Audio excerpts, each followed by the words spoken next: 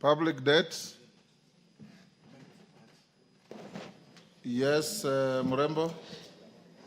Honorable Speaker, I beg to lay the following paper on the table of the House today, Tuesday, 24th June 2025, report of the Public Debt and Privatization Committee on its consideration of the Consolidated Fund Services for the Supplementary Estimate 3 for financial year 2024-2025. Thank you. Chairperson, Departmental Committee on Finance and National Planning. Kimani, discontinue your conversation and do your work. Thank you, Honorable Speaker. Honorable Speaker, I beg to lay the following papers on the table of the House today, Tuesday, the 24th of June, 2025. Reports on the Departmental Committee on Finance and National Planning on its consideration of the following. One is a Virtual Asset Service Providers Bill, National Assembly Bill number 15 of 2025. And two, the ratification of the agreement establishing the European Bank for Reconstruction and Development, EBRD. Thank you, Honorable Speaker. Thank you. Next order. Order number 6, notices of motion. Chairperson, Budget and Appropriations Committee. The Majority Leader laid the paper on your behalf.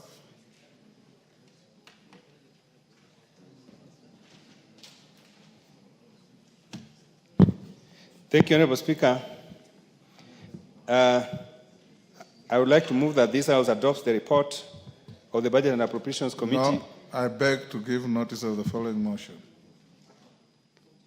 And you give Honorable Speaker, I beg to give notice of the following motion, that this House adopts the report of the Budget and Appropriations Committee on its consideration of the third supplementary estimates for the financial year 2024-2025, laid on the table of the House on Tuesday, 24th January 2025, and pursuant to the provisions of Article 223 of the Constitution, Section 39 of the Public Finance Management Act, Cap 412A and Standing Order 243. 1. Approves an increase of the current expenditure for 2024-2025 by Kenya shillings 39,114,991,340 in respect to the votes contained in the first schedule. 2. Approves the decrease of the total capital expenditure for financial year 2024-2025 by Kenya shillings 3,378,082,314 in respect of the votes contained in first schedule. Overall increase in the budget, the total budget for financial year 2024-2025 by Kenya shillings 35,739,909,026 in respect to the votes contained in the first schedule. 4. Approves the expenditures under Article 223 of the Constitution as contained in the first schedule. And 5. Resolves that the first schedule forms the basis for the introduction of Supplementary Appropriation Number 2, Bill 2025. Thank you, Honorable Speaker. Thank you. Chairperson, Constitutional Implementation Oversight Committee. Mr. Speaker, I beg to give notice of the following motion. That this House adopts the report of the Constitutional Implementation Oversight Committee laid on the table of the House on Tuesday, 24th June 2025, on the status of implementation of the Constitution by, number 1, the Office of the Controller of Budget, number 2, the Commission on Revenue Allocation, and 3, the Office of the Auditor General. Mr. Speaker, while on this, allow me, Mr. Speaker, to say something a little bit different.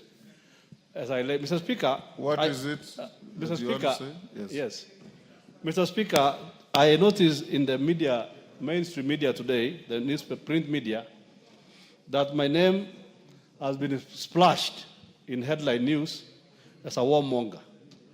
While, Mr. Speaker, I will not be intimidated by the media, allow me to say, Mr. Speaker, that the events of... Order, Kamket, I'll give you an opportunity at statement time, which is the next order. Just take your seat.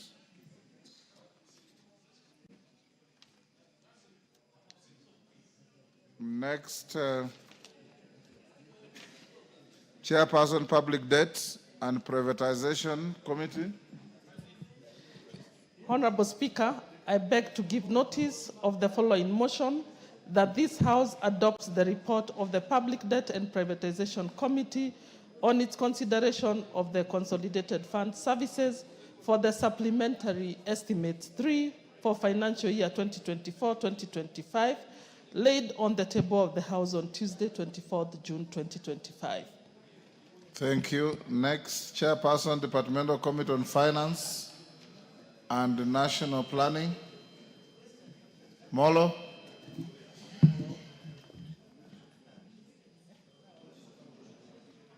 Give your notice of motion.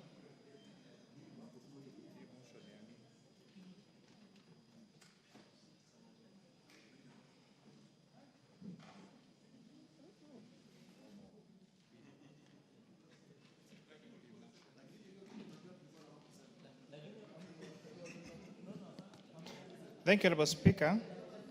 Honorable Speaker, I beg to give notice of the following motion, that this House adopts a report of the Departmental Committee on Finance and National Planning on its consideration on the ratification of the agreement establishing the European Bank for Reconstruction and Development, laid on the table of the House today, Tuesday, 24th of June 2025, and pursuant to the provisions of Section 84 of the Treaty Making and Ratification Act, Cap 4D, that this House approves the ratification of the agreement establishing the European Bank for Reconciliation and Development. Thank you, Honorable Speaker. Thank you. Next order. Order number 7, questions and statements. Kamket, I give you 2 minutes. Thank you, Mr. Speaker. Mr. Speaker, I was saying, Mr. Speaker, that, Mr. Speaker, the Honorable William Kamket, member for Tiati, is a Prince of Peace. Do you know what a Prince of Peace yes, means? you are looking at one, Mr. Speaker. Eh? I am a Prince of Peace, indeed. You are not. The Kamket they are referring to, Mr. Speaker, is a different Kamket, it's a Kamket of the media. Order, Kamket. Call yourself a peace-loving member. You are not a Prince of Peace. I'm a peace-loving Kenyan. Yes. And indeed a Prince of Peace. I Order, strike out the words Prince of Peace from the Hansard. Thank you, Mr. Speaker. You are not. I am a peace-loving Kenyan. That's okay. Thank you, Mr. Speaker. Mr. Speaker, while I shall not be intimidated, Mr. Speaker, it is on record, and it shall remain on record, Mr. Speaker, that the events of 25th of June last year were nothing other than an attempted civilian coup that was led by none other than the former Deputy President, whom we impeached in this House, Mr. Speaker. And Mr. Speaker, the activities that they are now planning to commemorate the attempted overthrow of our constitutionally elected government shall not be tolerated by all peace-loving Kenyans, Mr. Speaker. Order. And therefore, Mr. Speaker, Kamket, yes, Mr. Speaker. what was in the papers? Mr. Speaker, there is an attempt. There is an attempt by the print listen, media. Just listen to your speaker. Because I read all the papers studiously. By 4 a.m. I've read all of them. And what they said of you is that you are a warmonger and you are spewing out hate material against people in the country. So limit yourself to that. Yes. Yes. And Mr. Speaker, indeed, what they are planning is wrong. What they are planning is wrong. And trying to paint them in bad light is an attempt to intimidate leaders, Mr. Speaker. And I'm standing in this House to say, Mr. Speaker, that what happened last year was indeed an attempted civilian coup, and it shall be said so, Mr. Speaker. I will continue saying so. And those who are planning to bring our children to the streets tomorrow are the people we are addressing, Mr. Speaker. And we are telling them that they shall not escape the rule of law, whoever they are, Mr. Speaker. And by trying to intimidate peace-loving Kenyans like myself, they shall not succeed, and they will not succeed at all times.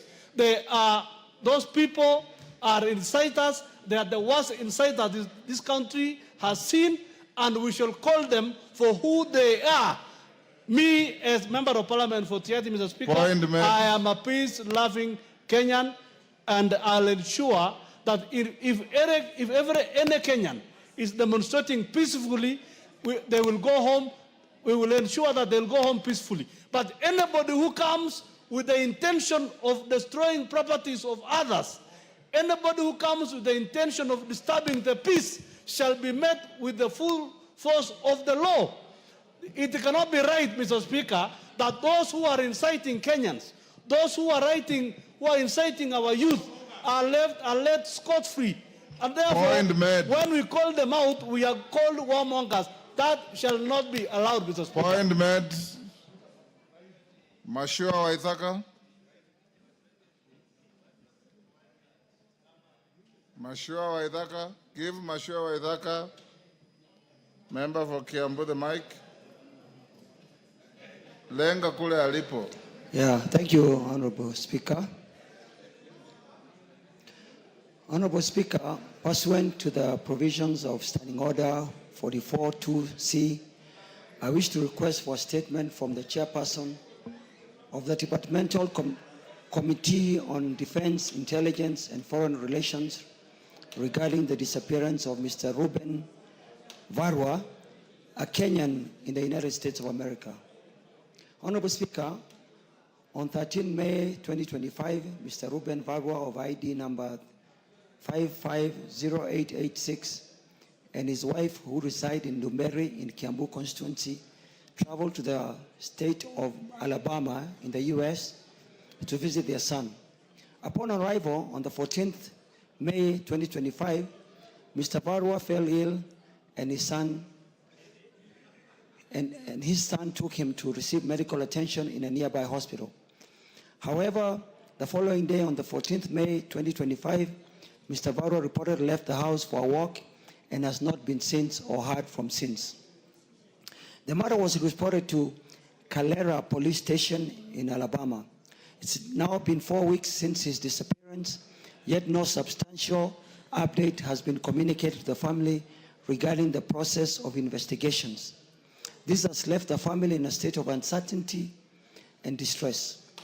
The situation has also raised concern about the safety and well-being of Kenyans abroad, as well as the effectiveness of our diplomatic interventions in such instances.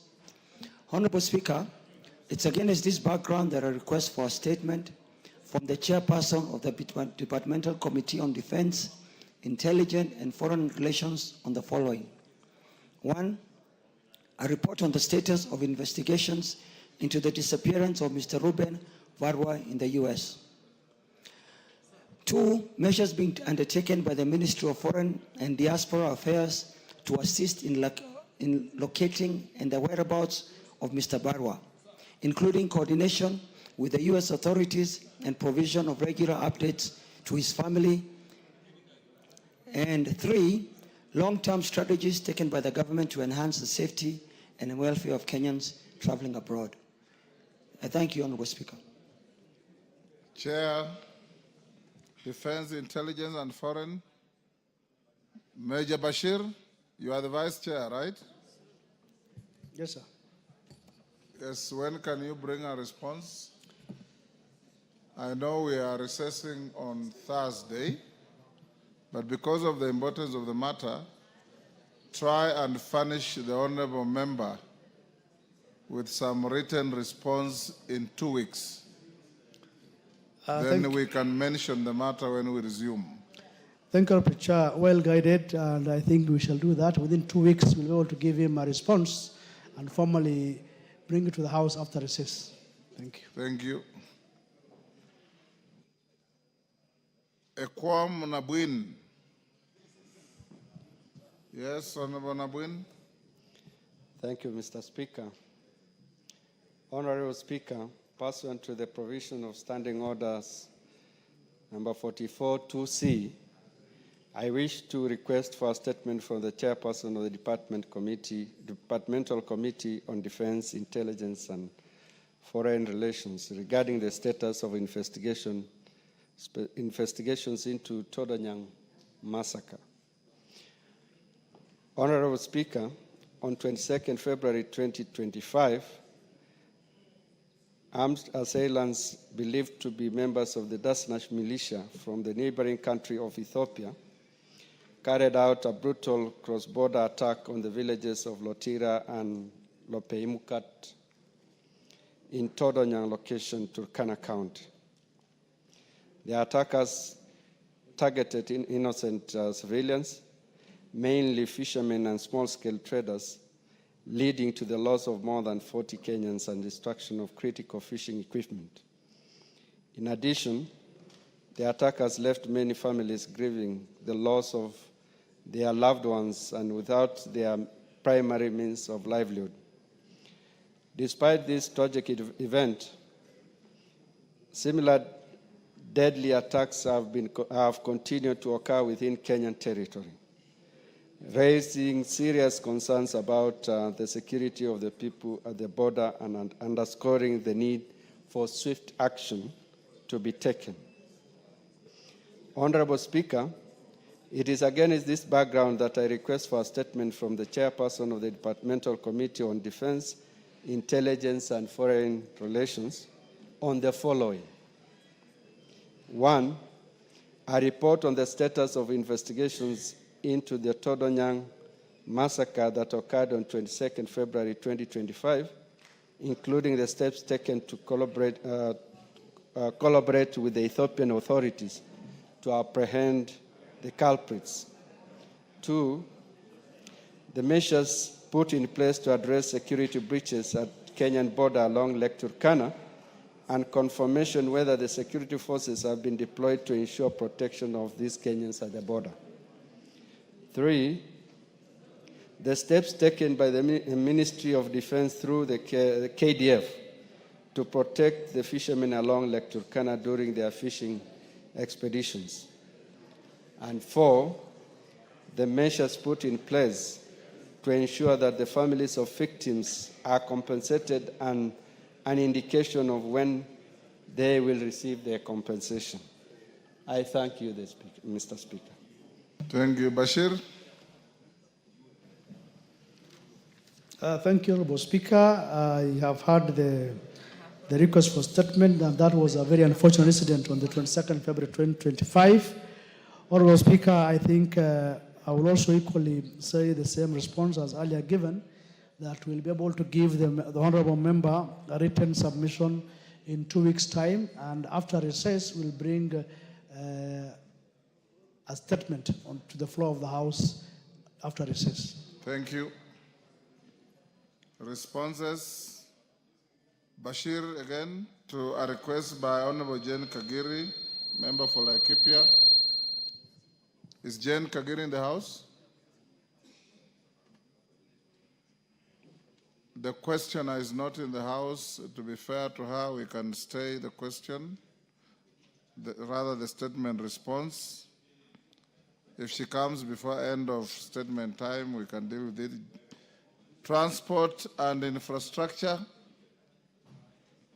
Response to a request by Joseph Gitari. Is Joseph Gitari in the House?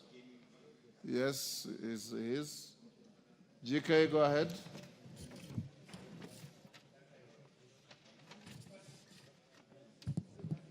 Thank you, Honorable Speaker. Honorable Speaker, the member for Kirinyaga Central, the Honorable Joseph Gitari, MP, requested for a statement from the chairperson of the Departmental Committee on Transport and Infrastructure regarding the status of construction and rehabilitation of roads in Kirinyaga Central constituency. Honorable Speaker, the Honorable Gashoki sought to, among other things, establish the status of the following road projects in Kirinyaga. Is Kiamudhambi Gatuto Road, Kagumo Kangaita Road, Kerogoya Prisons to Kemande Road, Kerogoya Gaos, Kandakame Road, Kevingo Keratina Road, Mungedha Gitumbe Mugwande Road, and Mutira Kagumo Kiamaina Gadudoma Kianjage Road. B, report on the status of rehabilitation works for the following roads: Gakoigo, Kiandieri, Kangaita Road, and Miringairi, Kiawakara Road. And 3, interventions by the ministry to ensure the completion of these projects, including specific completion dates. Honorable Speaker, the committee received a response from the Ministry of Roads and Transport on 14th May 2025, which I now wish to make. Regarding reports on the status of the following roads: Kiamudhambe, Kerugoyagaos, Mugetha roads, the ministry submitted that these roads are in the project contract number RWC 286 under Jiang's Water Hydropower Construction Company Limited as the contractor. The roads are currently incomplete because the contractor suspended works since October 2022 due to delayed payments amounting to Kenya shillings 383 million. 2, the original completion date was 4th October 2020. The revised project completion date was 1st May 2022. The current project physical progress is at 85.5% against 160.90% time elapsed. The ministries further submitted that Kiamudhambe Gatuto Road, covering 2.68 kilometers, has stalled after completion of the base layer construction. The Kerugoya-Gaos Kandakame Road, covering 1.96 kilometers, has been halted after the first seal surface layer was laid, with a 100-meter section remaining unconstructed due to unresolved well issues. The Mugetha Gitumbe Mugwande Road, covering 3.818 kilometers, has similarly stalled following the completion of its base layer construction. All these 3 projects currently remain incomplete, with works suspended at these various stages of development.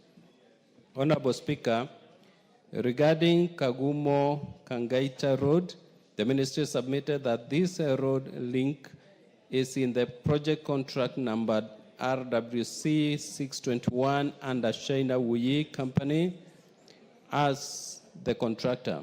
A section of 4.2 kilometers along Kagumo Kangaita is complete, with the remaining 2.75 incomplete. The contractor has not been on site since December 2024 due to delayed payment of an amount of Kenya shillings 141.5 million. The original completion date was 26 July 2024. The current project physical progress is at that 1.85 against 120.99% time elapsed. Regarding Mutira, Kagumo, Kiamaina, Gadudhuma, Kianjagi Road, the ministry submitted that these roads are in the project contract number RWC 549 under China Wuyi Company Limited as the contractor. A section of 6.5 kilometers along Mutira, Kagumo is complete, and the remaining 10.75 incomplete. There are no ongoing works because the contractor has suspended works since November. The contractor suspended works since November 2024 due to delayed payments amounting to Kenya shillings 290.5 million. The original completion date was 2nd July 2022. The revised project completion date was 12th February 2024. And the current project physical progress is at 69.84 against 120.46% time elapsed. Honorable Speaker, regarding Kerogoya prisons, Kimande Road and Kibingo Karatina Road, the ministry stated that the two roads are under the county government jurisdiction. Regarding status of rehabilitation works for Kakoigo, Kiandieri, Kangaita Road, that is 13.08 kilometers, the ministry submitted that the road project forms part of RWC 286 under Jiangxi Water Hydro Construction Company Limited. The road shall be rehabilitated by the contractor upon the scheduled resumption of works On Meringairi, Kiawakara Road, the ministry submitted that this road was constructed under Road 2000 program, which was completed in January 2021. The rehabilitation of this road has been factored in the RMLF 10% funding for financial year 24-25. The original completion date for the project was 21st January 2021, and the project is 100% complete. Regarding interventions by the ministry to ensure the completion of these projects, including specific completion dates, the ministry submitted that through the Kenya Rural Roads Authority, the ministry shall communicate the specific completion dates for the stalled projects upon resolution of the funding challenges that has caused the slowing down of or complete withdrawal of contractors from site. Towards this end, the ministry has made requests for enhanced annual budgetary allocations to enable the offsetting of the enormous pending bills owed to contractors for road works certified countrywide, including those in Kirinyaga County. In addition, the ministry has initiated several interventions towards settling pending bills, including actively exploring alternative financing initiatives and seeking support from development partners. Honorable Speaker, I submit. Gitari, you satisfied? We move on.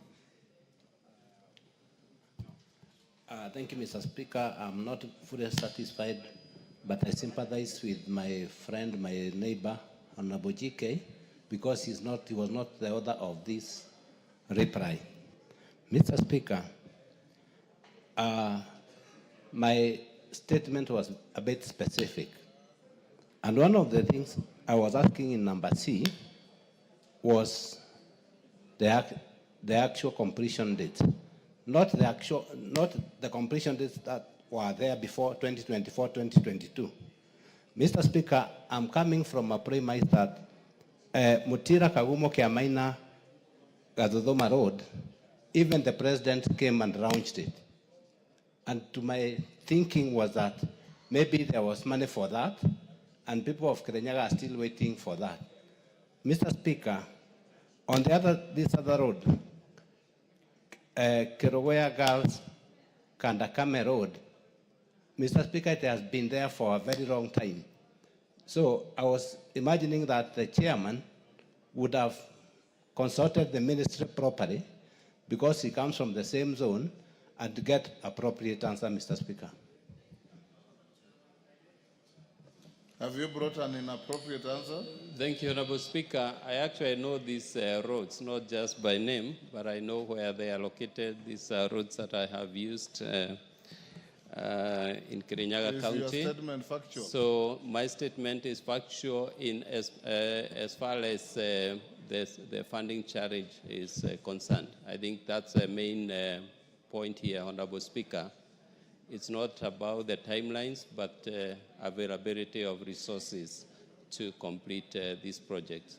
I didn't want to see these projects completed myself because I am Honorable Gitare's countermate, and we'll do our best to support him and to support the people of Kirinyaga and by extension the people of Kenya. Thank you.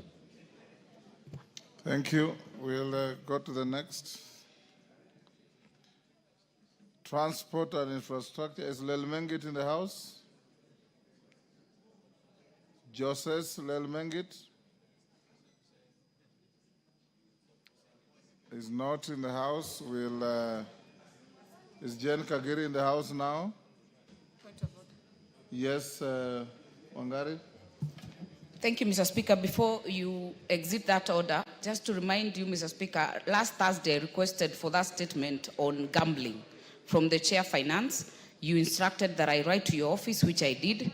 Maybe you can give the direction so that we know the way forward before the recess. Thank you, Mr. Speaker. I directed the clerk to cause the chairman to bring a response. Chairman, tomorrow or Thursday, are you able?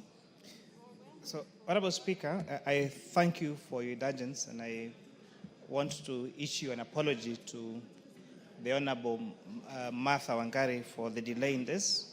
Honorable Speaker, as you are aware, there were several other businesses that were referred to my committee, but we'll do our best to make sure we have a report by Thursday. That's why I didn't put any pressure on you, because I knew the load of business that was before you. Can you do so on Thursday? I'll do so on Thursday, Honorable Speaker. Thank you. So statement requests and responses for Jane Kagiri, member for Laikipia, and Joses Lelmengit will be stayed until Thursday. Hopefully they will be here. So Major Bashir and GK, be ready for Thursday. Next order. Order number 8, procedural motion. Extension of sittings and resolution to hold a Thursday morning sitting. Majority Leader, but before you order members on their feet, take your seats. Richard, take your seat.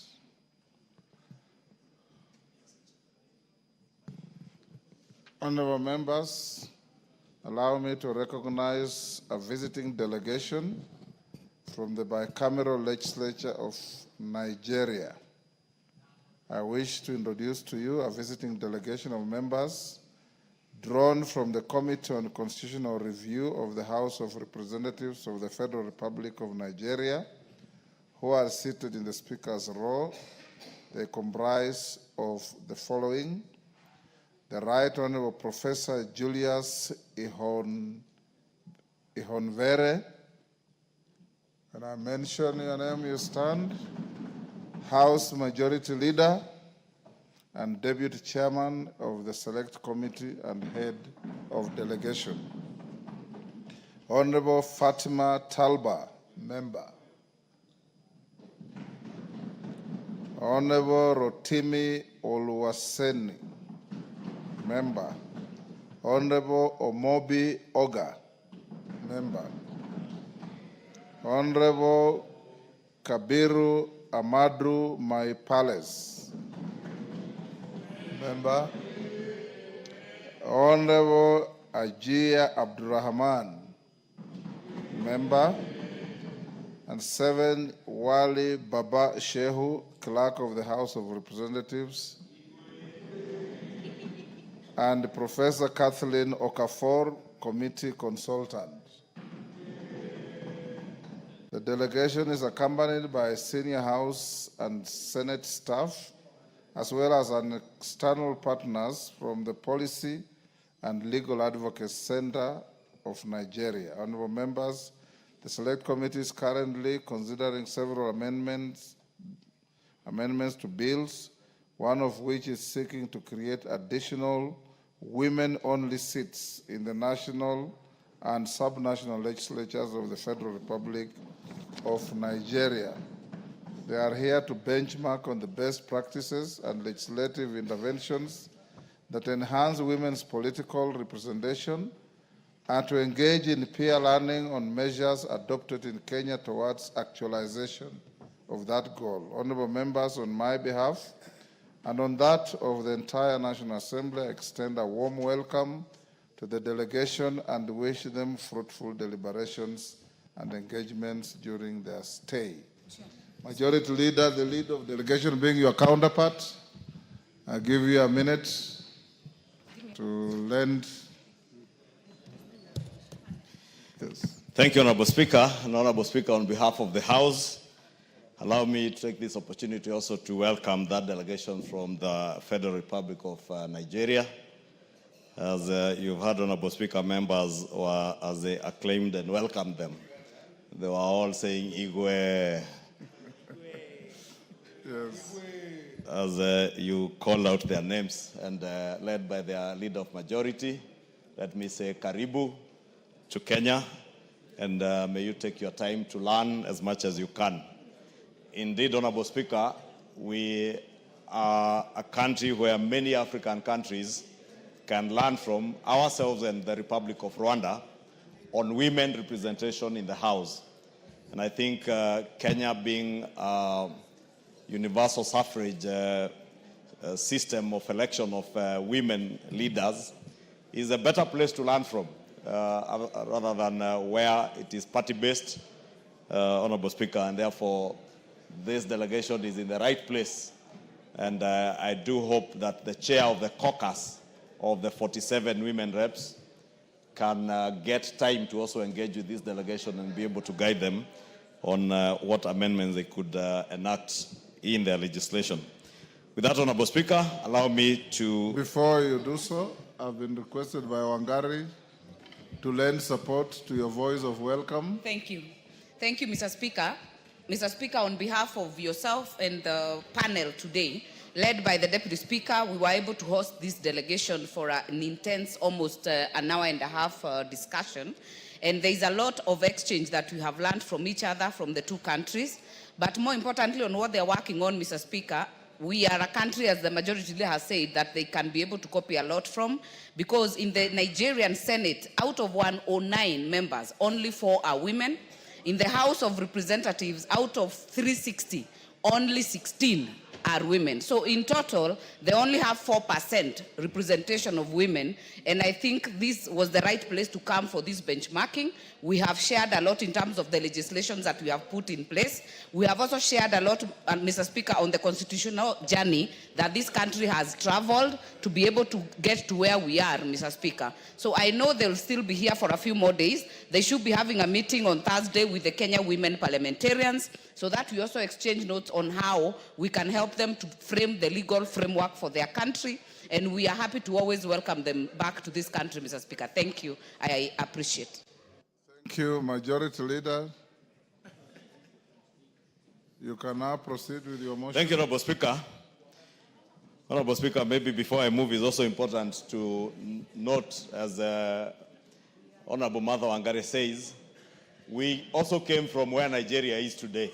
Yes. There was a time there were very few women, elected women members of parliament in this country. Tell them when I first came to this parliament in 1992, there were 3 elected women. Yes, including the Honorable Wanjiru. Including the prophetess. Yes.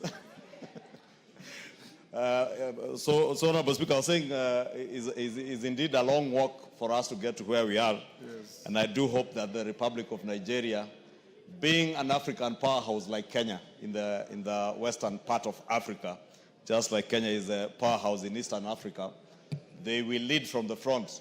And Africa is better with more women representing their people, both in the legislature and in the executive. And we look forward, Honorable Speaker, to a time when Nigeria and Kenya will have women presidents leading our 2 great countries. And I do hope, Honorable Speaker, that we'll be able to see this in our lifetime. And I know in this House there are very many capable women who can be future presidents of this republic after the 10 years of President William Ruto. Honorable Speaker, allow me to move procedural motion on order number 8, that pursuant to the provision of Standing Order 33A and B, on hours of meeting, this House resolves to 1. Extend sittings of Wednesday, 25th June 2025 afternoon sitting, and Thursday, 26th June 2025 afternoon sitting to midnight for purposes of consideration of priority business ahead of the short recess. And 2, to hold a morning sitting on Thursday, 26th June 2025, commencing at 9:30 a.m.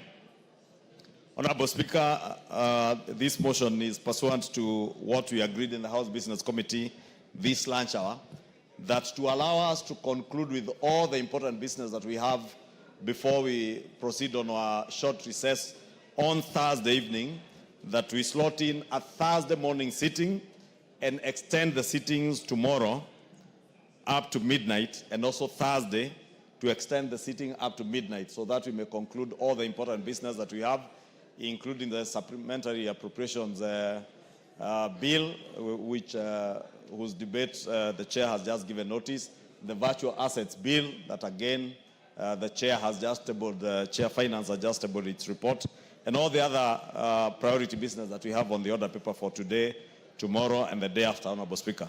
And with that, Honorable Speaker, I beg to move and request the Honorable Osoro to second. Thank you very much, Honorable Speaker.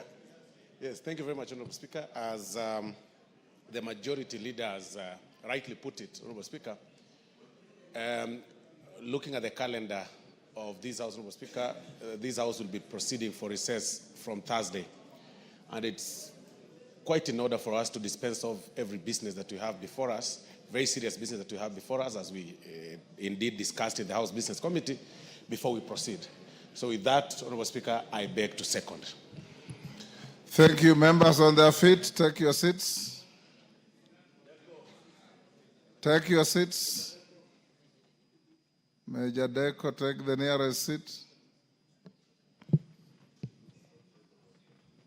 Honorable members, I'll now propose the question at order number 8, which is that pursuant to the provisions of Standing Orders 33A and B, hours of meeting, this House resolves to 1, extend sittings of Wednesday, 25th June 2025, afternoon sitting, and Thursday, 26th June 2025, afternoon sitting to midnight for purposes of consideration of priority business ahead of the short recess. And number 2, hold a morning sitting on Thursday, 26th June 2025, commencing at 9:30 a.m. Do I put the question, members?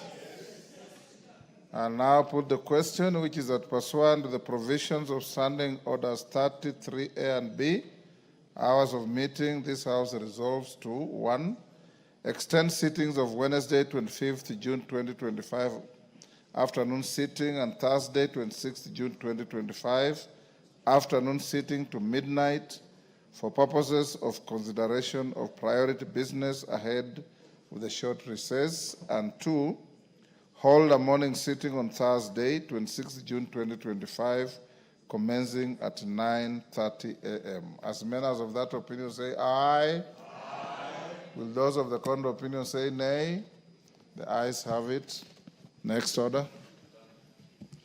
Order number 9, procedural motion, reduction of the publication period of a specified bill. Honorable Atandi, Chair, Budget and Appropriations Committee. Thank you, Honorable Speaker. Honorable Speaker, I would like to move that pursuant to the provisions of Standing Order 120, this House resolves to reduce the publication period of the supplementary appropriations number 2, National Assembly Bill number 26 of 2025, from 7 days to 1 day. Honorable Speaker, we have roughly 4 days to the end of this financial year. And because the House is going to short recess in the course of this week, and also that this supplementary appropriations bill 3 to normalize the expenditures which have already been incurred under Article 223. Therefore, Honorable Speaker, I would like to beg the House that we shorten the publication period for 1 day so that we are able to process this bill before the close of this session. Honorable Speaker, I move. Thank you. I would like to ask the Majority Leader to second. Who? Majority Leader.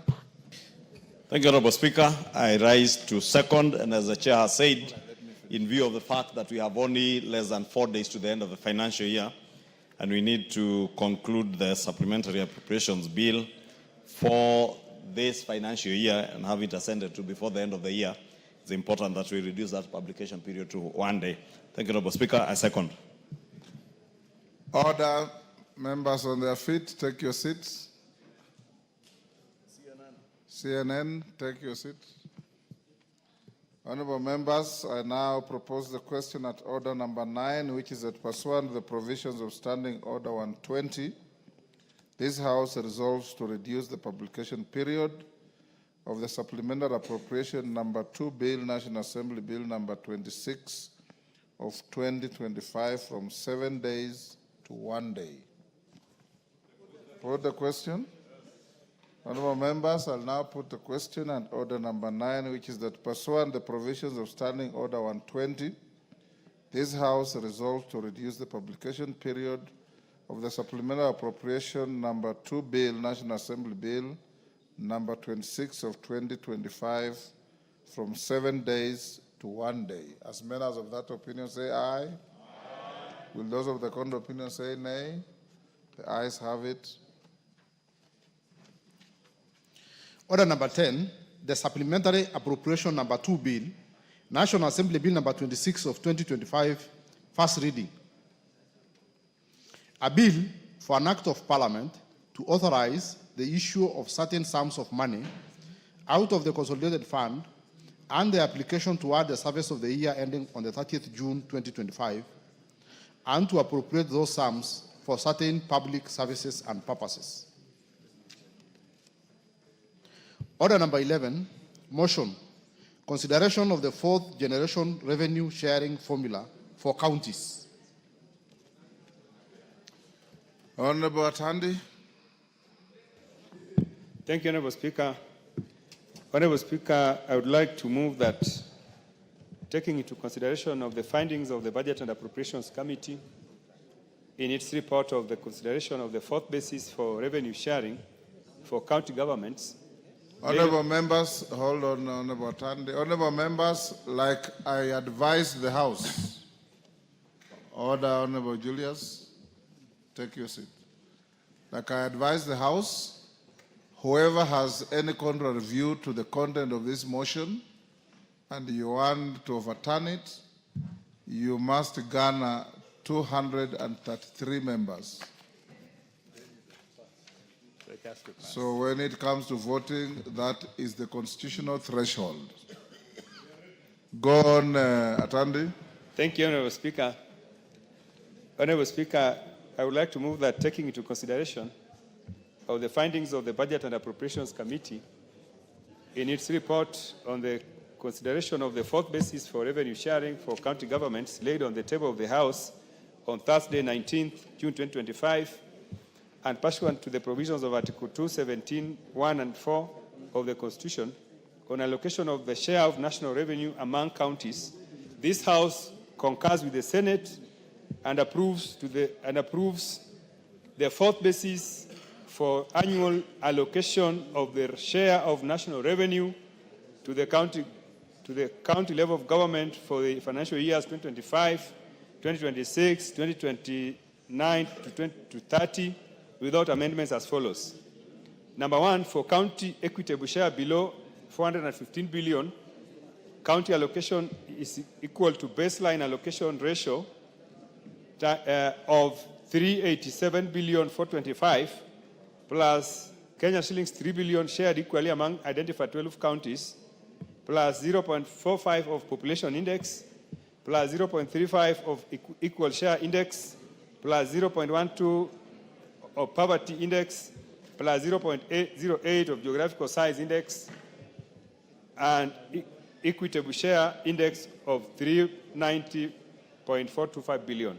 Number 2, for county equitable share of 415 billion and below, county allocation is equivalent to baseline allocation ratio of 387.425 billion plus 4.46 billion shared equally among the identified 12 counties, plus 0.5 of population index, plus 0.35 of equal share index, plus 0.12 poverty index, plus 0.08 geographical size index, plus equitable share of 391.89 billion. Where number one, baseline allocation ratio is equal to allocation factor derived from each county's allocation for the financial year 2024-2025.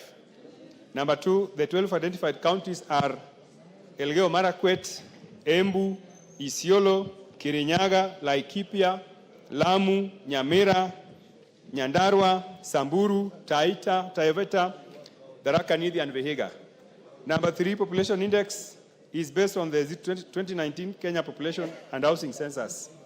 Number four, the poverty index is based on the 2022 Kenya poverty report by the Kenya National Bureau of Statistics. And number five, geographical size is capped at 10%. Honorable Speaker, I would like to say that what we are discussing before the House is the fourth basis of revenue sharing.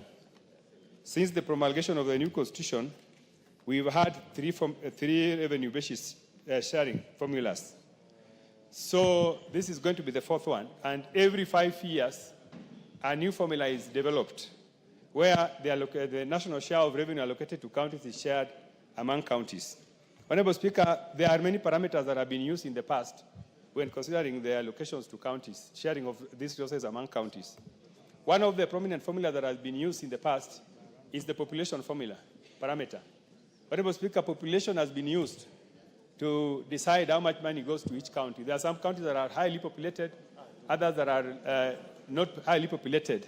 The ones that are highly populated have been able to receive more allocation than the ones that have lower population. Honorable Speaker, this consideration has been a very good parameter. It is a parameter that is used in most jurisdictions, India and many other countries that are undertaking devolution, so that if the population is high, you are likely to get more resources. The reason being that if the population is very high, it means that you need more resources to be able to manage, provide services to the population. Honorable Speaker, the only challenge we have with this parameter is that, like in Kenya, for example, population census is not done very regularly. It is done after a very long time. So estimating the reality of population in a particular area is becoming a very big challenge. And we want to urge that in future we have a regular population census being conducted so that we are sure that the population we are considering resources for in counties is matched. Honorable Speaker, the other parameter which has been considered here is the land area. Honorable Speaker, land area is a very important parameter because for areas that are counties that are very large, have large land size, accessing services becomes a problem for populations. So they need to be given more resources so that they're able to provide services to populations wherever they are found. So this has been also a very important formula which has been considered when deciding the resources to counties. The other formula, the parameter which has been used, Honorable Speaker, is poverty index. Honorable Speaker, this parameter has been challenged because it is a basis for sharing resources. There are some counties that have refused to develop or even improve their poverty levels because they are sure that because that parameter is going to be used to give them more resources, they have been able to just remain poor. So we want to say, Honorable Speaker, that even though this parameter has been used here again, we want to urge that going forward, it needs to be a lesser parameter so that we can be able to urge counties to be able to improve their poverty levels. Because if poverty level is a parameter, most counties have refused to even work hard. Honorable Speaker, there are some counties that have remained poor over the years since devolution, despite pumping so many resources into those counties, because the consideration that they know that as long as we are poor, we are going to get more resources. Honorable Speaker, the other parameter which has also been considered is health status of counties. And Honorable Speaker, again, resources going to counties are supposed to help in improving lives, improving services and facilities. There are some counties that have refused to graduate, in the provision of health services, even though health is devolved. They do not employ doctors, they do not build health facilities. Therefore, because they want to use this parameter to be able to continue to earn more resources in the lateral sharing of resources among counties. So, Honorable Speaker, if you look at this formula, the Budget and Appropriations Committee agrees with the formula which has been used and in the way the resources have been allocated to counties. Especially, Honorable Speaker, that there are 12 counties that are being considered for special allocation. The counties that I've just mentioned, Honorable Speaker, these counties, we realized that with the resources that they have been given in the past, they have not been able to even undertake development projects because of the size of the counties and the resources they are receiving. Under this new formula, those particular counties have been identified. There are 12, and they are going to receive a special allocation. For the case of this formula, because we have a share of allocation of 15 billion, it means that these counties are going to get more resources for development, about 4.46 billion, which is going to go to these particular 12 counties to assist them now initiate development programs in their counties. Honorable Speaker, this formula is very simple, and I want to thank the Senate for coming up with this formula. It was a very consultative process that was able to give us this formula, and I think this formula is going to ensure that even counties that have not been able to engage properly in development programs, they will now have the opportunity to do so because of the special allocations that they have been given under this formula. Honorable Speaker, with those many remarks, I would like to move and ask my able Vice Chairman to second. Honorable Robert Bukose, Doctor. Thank you, Honorable Speaker. Honorable Speaker, I stand to second. Honorable Speaker, first I want to thank the chair who led our team from the National Assembly and in discussing, and also Honorable Senator Ali Roba, who led the Senate team.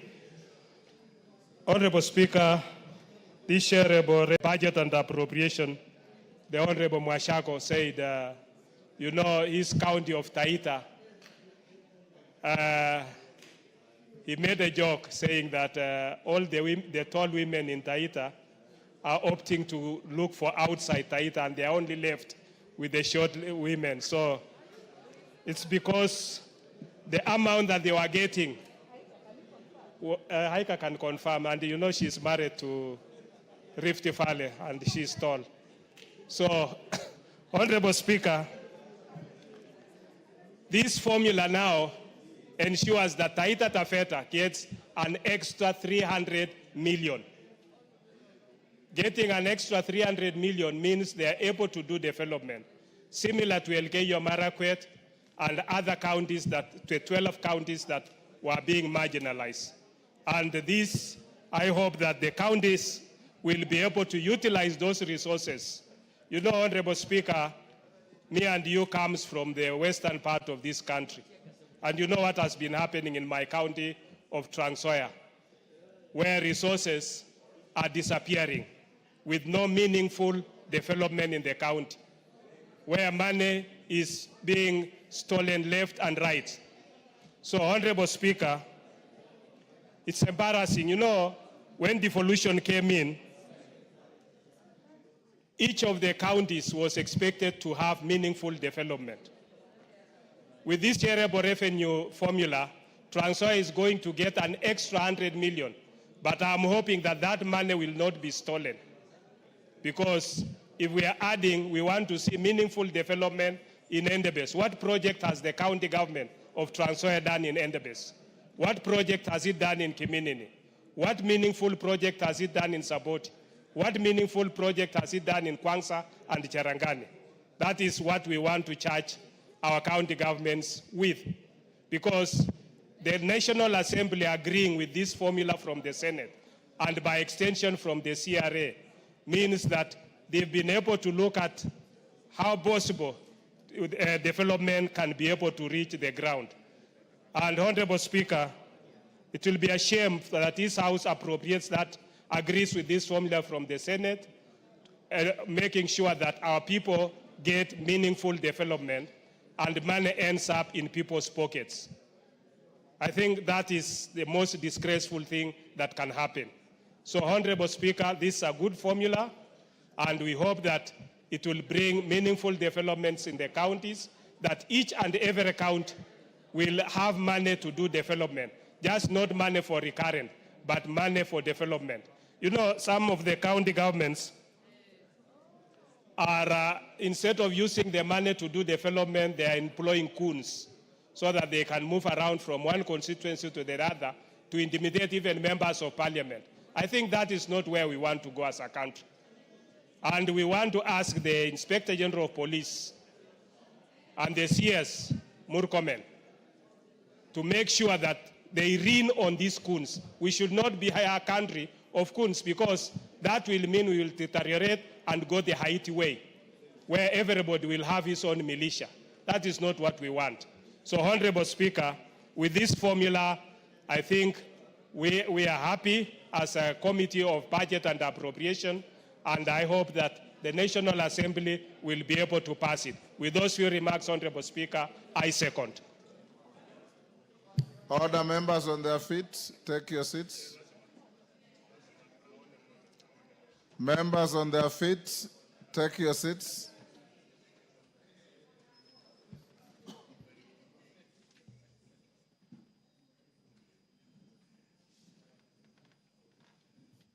Members at the back, take the nearest seats. Thank you. Honorable members, I'll now propose the question at order number 11, which is the taking into consideration the findings of the Budget and Appropriations Committee in its report on the consideration of the fourth basis for revenue sharing for county governments laid on the table of the House on Thursday, 19th June 2025, and pursuant to the provisions of Article 217, 1 and 4 of the Constitution on allocation of the share of national revenue among the counties, this House concurs with the Senate and approves order. This House concurs with the Senate and approves the fourth basis for the annual allocation of the share of national revenue to the county level of government for the financial years 2025-2026 to 2029-2030,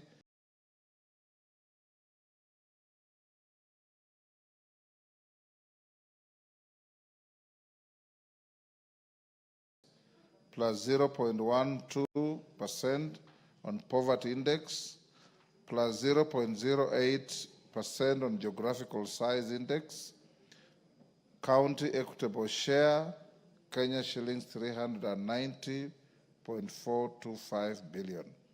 2, for count equitable share of Kenya shillings 415 billion and above, count allocation equals baseline allocation ratio, Kenya shillings 387.425 billion plus Kenya shillings 4.46 billion shared equally among the identified 12 counties, plus 0.45% population index, plus 0.35% equal share index, plus 0.12% poverty index, plus 0.08 geographical size index, plus county equitable share, Kenya shillings 391.89 billion, where 1, order, Honorable Kajwang. Order. Where baseline, actually the offender is the member for Kibra. Order. Where baseline allocation ratio equals the allocation factor derived from each county's allocation for the financial year 2024-25. 2, the 12 identified counties are Elgeyo Marakwet, Embu, Isiolo, Kirinyaga, Laikipia, Lamu, Nyamira, Nyandarua, Samburu, Taita Taveta, Tharaka Nithi, and Vihiga. 3, the population index is based on the 2019 Kenya Population and Housing Census. 4, the poverty index is based on the 2022 Kenya Poverty Report by the Kenya National Bureau of Statistics. And 5, geographical size is capped at 10%.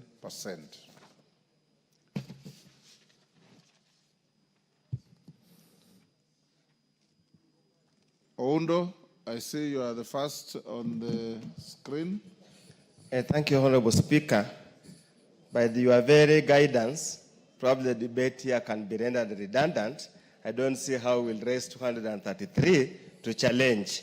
But just as through Honorable Speaker, I just would wish the Chairman of Budget and Appropriation Committee, having deliberated and dealt with this matter, to probably explain to us Kenyans on what criteria were the 12 counties selected.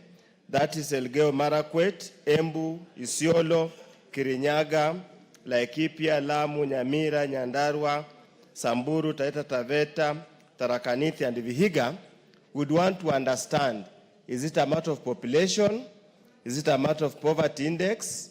What are those socioeconomic parameters that were used to select those 12 counties, considering that Kenya has been independent since 1963, we have had devolution since 2010 or it came into effect 2013, all of us will be interested to know on what basis. Secondly, Honorable Speaker, we can never discount the question of poverty index. It's so critical. Indeed, as many of my colleagues have always complained about sessional paper number 10 of 1965, that deliberately marginalized some places and parts of this country. And indeed, that element is a historical matter that will take many, many years to be resolved. Second, thirdly, Honorable Speaker, I would have expected, and this discussion was done, and I think in the third one, where physical discipline was awarded some marks, so that how much does the county itself collect in terms of on-source revenue? How much does it adhere to the provisions of the Public Finance and Management Act to ensure there is prudent use of public resources and there is value for money? Dropping that criteria is giving the counties a blank check to continuously misappropriate and misuse public resources and generally make them lazy not to pursue their own source revenue. Because many Kenyans keep on asking, why would Nairobi County literally require any resources from the national government? It is the biggest county. All the resources are here. Why would it even require resources as part of the equitable share?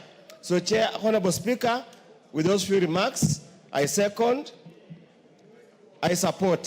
Thank you, Honorable Speaker. Osoro, are you gesturing like you want to speak? Yeah, it's okay. Thank you very much, Honorable Speaker. Honorable Speaker, I also rise to support this particular bill and this very particular question of sharing of equitable revenue. Because, Honorable Speaker, it's about time that we get to a practical solution, Honorable Speaker, on these shareables. Even as we look at the national cake and how we are able to share across the country, Honorable Speaker, we also need to ask the county governments on what exactly are they able to reach their targets in terms of their own source revenues. And just like my colleague Honorable Uda has said, there are counties, Honorable Speaker, that really do not require such. Looking at Nairobi, for example, as a county, Honorable Speaker, the amount of money they collect as own source revenue is actually enough to even fund even up to 5 counties by themselves. They do not need any cake from the national government and from the exchequer. Those are the debates that we need to be having. Although, Honorable Speaker, looking at the formula that has been shared by the Honorable Atandi, there has been a progressive growth, very progressive growth on exactly what goes to the devolved units. And as I said earlier, Honorable Speaker, we started from about 320 or thereabout, or 340. Then it grew gradually to about 385. It stuck at about 388. But now we are getting to about 415 billion shillings going to the devolved units. And this is a clear indication, Honorable Speaker, that progressively money is getting to the people. Money is moving from the central system and going to the villages, going to the county governments. But the question we need to ask ourselves, Honorable Speaker, is that, is this money really getting to the people like it ought to? Does it get to the right person in the villages? Does this money, Honorable Speaker, get to be used for the particular purpose that it's meant for in the Constitution, Honorable Speaker? Those are the questions that we need to ask ourselves. And going forward, this House needs to think on how to come up with a legislation that perhaps we replicate what happens with NGCDF to the county governments. That even as we send money to the county governments, that we need to come up with a formula, perhaps on how this money should be spent. It should go down to the people, Honorable Speaker, with a vote, a particular vote. Say, for example, we should say that 40% of, not more than 60% of the amount should be used for recurrent expenditure or even salaries. Because, Honorable Speaker, even as we talk about 415 billion going to the devolved units, about 65% of that amount, Honorable Speaker, is used for salaries, is used for the recurrent expenditure. And sometimes when you look at their budgets, when they pass their budgets, you will see a huge amount of money, Honorable Speaker, meant for, they say, governor's office, which you really can't tell what it does. So it's about time that this House thinks through such structures. If we are able to replicate the formula that is used on NGCDF to the county governments, then it will have a meaningful impact on the people. Because as it is currently constituted, Honorable Speaker, we send a blanket check to them, we give them the entire amount, 415 billion, they have their own source revenue, they use this money, Honorable Speaker, the way they want. About 70% of it, Honorable Speaker, does not get to impact people. And that is the question we need to have. Even as we talk about the formula, we should find a way to have this amount going down to the villages in a particular way with a specific vote. So that, Honorable Speaker, we don't have a situation where some local leaders or the MCAs or these people from, I mean, the people in the county government, Honorable Speaker, they do not turn governors as demigods, that they have got to worship them, to kneel before them so that they can get development. And that is why we are fast-tracking the question of the World Development Fund, so that even the county assemblies are made to be autonomous. They do not need to rely on the office of the governor to have the funds. So, Honorable Speaker, even as I support this, I challenge this House to think through a legislation that will take this money to the counties with a particular vote, that 20% is for salaries, 30% is for this particular purpose, so that it's replicated like the NGCDF. You don't just let it be as it is, that a governor decides on, there is no cap on what you can't spend beyond whatever amount so that it gets to reach the people, Honorable Speaker. That is the discussion that we should be having. And also challenge the governors and the county governments that we are still struggling, even as we continue growing gradually.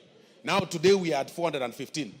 We are still struggling, and not just us, even Kenyans who are watching us are also struggling to identify what these billions do in the counties.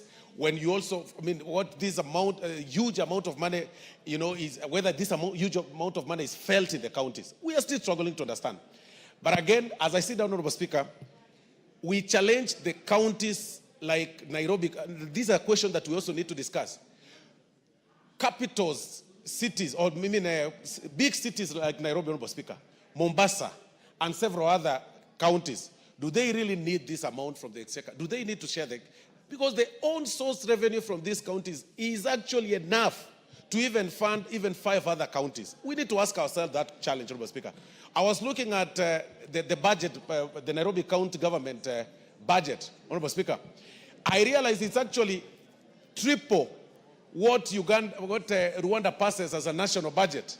It's more than the budget of a whole country like Rwanda. The budget of Nairobi County as a city, Honorable Speaker. Looking at their own source revenue, Honorable Speaker, you will also realize it's too much. And it's quite enough, Honorable Speaker, that can be able to fund so many other county governments. So, as I support, Honorable Speaker, those are the questions we need to ask ourselves. Whether these big cities really require this national cake, number one.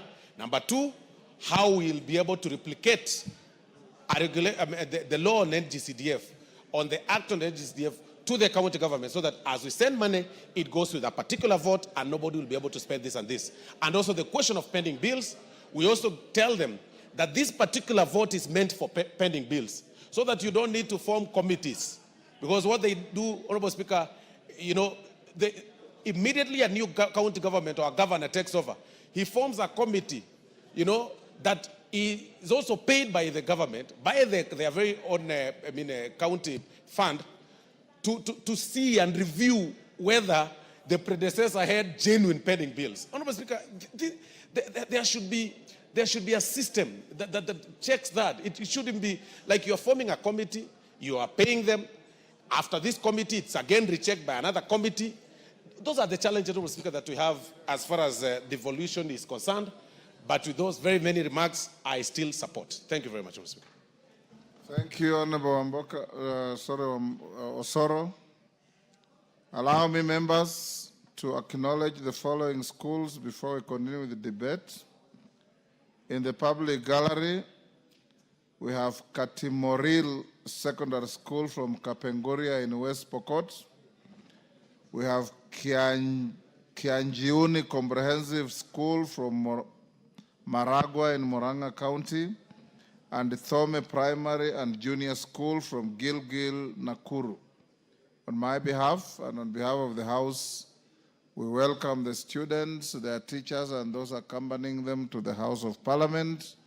And I've been requested by the member for Gilgil to give her 1 minute to acknowledge and welcome the school from her constituency, and indeed all the others.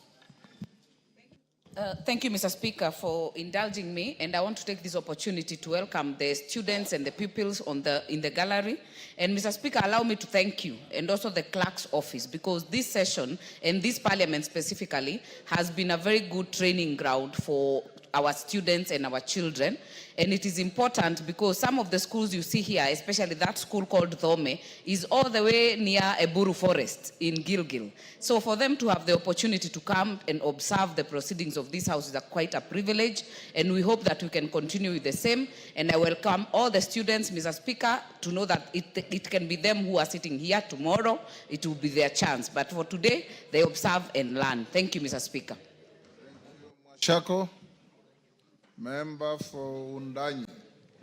Thank you, Honorable Speaker, for giving me this chance to put my comments on the fourth basis for sharing revenue to counties, Honorable Speaker. Honorable Speaker, this fourth basis formula is an encouraging step in our country, where we are seeing that the Senate, starting at CRA, they've been able to capture some imagination of the country. Honorable Speaker, we know that resource distribution anywhere in the world is a very seriously contested issue. It is never easy to share resources, distribute resources to different corners of the country. And when we bequeathed ourselves the new constitution in 2010, Honorable Speaker, devolution was the main theme, the main item that made Kenyans support devolution, as it were. Honorable Speaker, this formula gives hope to small counties, including my county of Taita Taveta. Honorable Speaker, we are pleased and we are happy to support this formula because CRA and Senate have agreed to put aside money that will be shared among the small, so-called small counties, the 6 counties, Honorable Speaker. Honorable Speaker, these small counties have perennially had really issues because they are not able to raise enough resources to fund the development of specific needs of those counties, Honorable Speaker. Vihiga being one of them, West Pokot being one of them, Trakanithi, Lamu, Taita Taveta, to name but a few. Honorable Speaker, when we consider only population and geographical size and poverty, it does not capture the minimum resource requirement, minimum resource wallet that is required to run a county, Honorable Speaker. And therefore today when I see in this formula, there is an attempt to set aside 3 billion to be divided among the 12 counties. It gives me a lot of encouragement, Honorable Speaker. And to make even matters better, Honorable Speaker, when this House, I sit in the Budget Committee, Honorable Speaker, and we did agree that we should give counties more money, Honorable Speaker. And today we passed in this House that Division of Revenue Bill, and now that we give counties 415 billion shillings. And in this, Honorable Speaker, it means the 12 counties that are so-called small counties, Honorable Speaker, will be able to get a total of 4.46 billion to share amongst themselves, Honorable Speaker.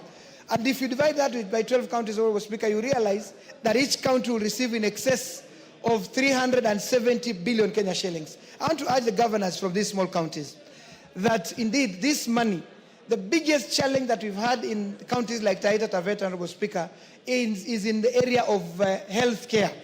And therefore, Honorable Speaker, I want to urge my governor, I want to urge the members of the county assembly, I want to urge the executive, that when this money comes, because this money is coming as an affirmative fund to fund the development needs of our county. That 370 billion, Honorable Speaker, I want to urge my governor to make use of that money and fund the entire of it, fund the health budget, Honorable Speaker. Because our people are suffering. We do not have enough equipment in our hospitals. We don't have enough hospitals themselves. Like in Voi, Honorable Speaker, Taita Taveta, we have a level 4 hospital that would expect it to be improved to a real standard level 4 hospital, or even if possible, Honorable Speaker, to build a proper level 5 hospital in Taita Taveta, Honorable Speaker. And therefore, I want to say the entire 370 billion, should all of it be channeled to health, to promote health, to build new facilities, to put equipment in those health facilities, and where possible to support the health workers to find so that they have everything that they need, their monies, that whatever monies they need to get that money, that 370 affirmative fund should go into that sector, Honorable Speaker. I want to say, Honorable Speaker, as I conclude, that devolution should be protected. And I want to stand as an advocate of protecting devolution, but I want to also warn a few individuals, particularly, let me warn CRA. When the first formula for marginalization policy was made, it identified 14 counties to have been marginalized since independence. Today, Honorable Speaker, we expanded out of the 14 counties. Today we're talking about 33 counties being marginalized. We're talking about 107 constituencies being marginalized. And therefore, the marginalization of money that was to go to 14 counties, it's been divided into very small amounts, and therefore does not do any meaningful activity, Honorable Speaker. I want to warn and say, the 12 counties that have been identified in this fourth basis of sharing revenue to counties, there should not be any dilution. There should never be an attempt to expand from 12 to any number, because we know that these 12 counties require these resources, they require this money, so that then they can grow in the same manner that as the other big counties are growing, Honorable Speaker. I want to conclude, Honorable Speaker, by saying I support this bill, I support this formula, and therefore, Honorable Speaker, we should always support the small counties to get more funding, Honorable Speaker. Thank you.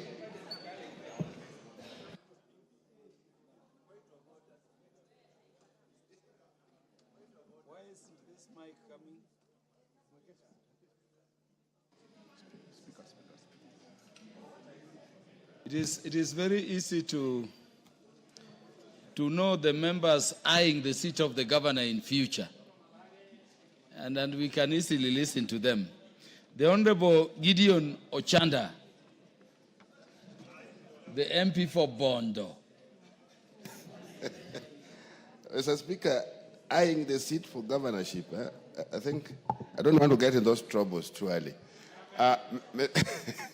Mr. Speaker, as I look forward to contributing properly to this motion, I want to remind ourselves and the entire House of a number of things. Definitely there has to be a formula in terms of how we place resources horizontally. But besides that, in as much as the chair has brought us what the Senate has looked at, I want to believe and I want to say that there are many other things that are not yet looked at properly, which are factors that really need to be looked at. Number one are the constitutional considerations that we have. There are provisions in the Constitution in Article 203, and if you allow me to read one or two of them, Chair, is that consideration needs to be looked at in, for example, if you look at the factors that are given in the Constitution in Article 203, of specific concern is, for example, the need to ensure that county governments are able to perform the functions that are allocated to them. I think this is a factor that when we are looking at placement of revenue to counties, who is it that has ascertained? Who is it that has really computed in terms of what is it that the counties are supposed to be doing, their functions, the kind of functions that are already transferred, the value of those functions before we place resources in them. The other important factor that the Constitution provides that has not been looked at is the issue of the fiscal capacity and efficiency of the county governments. Again, the Revenue Allocation Commission needs to be looking at these things before we place money to these counties. The issue of capacity, fiscal capacity, the issue of efficiency. We have counties which are basically, which needs to be closed down. When you look at the issues of efficiency and the capacity, fiscal capacity. These are critical factors and they are constitutional provisions that we really need to really look at every single time that we are placing resources. The other thing, Chair, is the whole issue of every single time. Like 2 months ago, we placed more money to counties in the name of additional resources, additional funding to counties. We passed here a motion and we gave them more money. So at what stage do we consider or do we look at these additional monies that we place for counties when we are doing the horizontal placement of resources? That's a critical thing that needs to be looked at. The whole issue of additional, and look at it in terms of even the function that the national government is still doing for counties. Where are those monies? Where do we look at them? For example, the issue of markets. The markets alone this year or last year, we put together, we have placed a lot of money to markets, which are basically functions of the county governments that are being done by the national government. The other thing, Mr. Speaker, that we need to look at is the issue of grants. Each year, there are grants that are going to counties. But at the point of looking at which counties are getting what monies or what resources, nobody looks at the counties that have been getting grants. For example, Embu is here, is listed as one of those that needs to be looked at in a very positive way. But you look at the grants, you realize that Embu has had grants more than Busia in the past number of years. So, Mr. Speaker, I think this is something that must be looked at in terms of where do we normally take our grants to. When we are talking about additional revenues, where do we take those additional revenues to? And all those are factors that must be looked at every single time that we are trying to look at the issue of placement of resources. The last one, Mr. Speaker, is we are placing resources to where Equalization Fund has also placed resources. The Constitution has provided in terms of Equalization Fund where some of these monies are supposed to go to. So how come that we are again placing money to counties based on factors that equalization money, Equalization Fund is being used for? Meaning that some of these places are getting more money or getting double monies because Equalization Fund gives the money, and on this other side, the issue of placement, horizontal placement of money also gives them money. So, Mr. Speaker, those are critical factors that we need to be looking at moving forward. Somebody's going to challenge us in court one time. How come we are not using the constitutional factors that are supposed to be looked at very keenly? How come we add more money after this kind of resources have already been placed? How come we have grants that are going to counties and we don't look at them? And how come, again, we place factors that are used by another fund for purposes of horizontal placement of funds, Mr. Speaker? Thank you. The Honorable Tom Joseph Francis Kajuang, MP for Waraka. Mr. Speaker, sir, even though I do not intend to marshal 2/3 of the House to surmount rejection of this bill, I must, however, speak to the negative. I find the formula that has been used by the Commission to be fairly simplistic. I think 15 years of constitutional dispensation, we needed to appraise and understand what statistical method would best suit discussions about revenues shares. When you limit it to population and geographical and poverty index alone,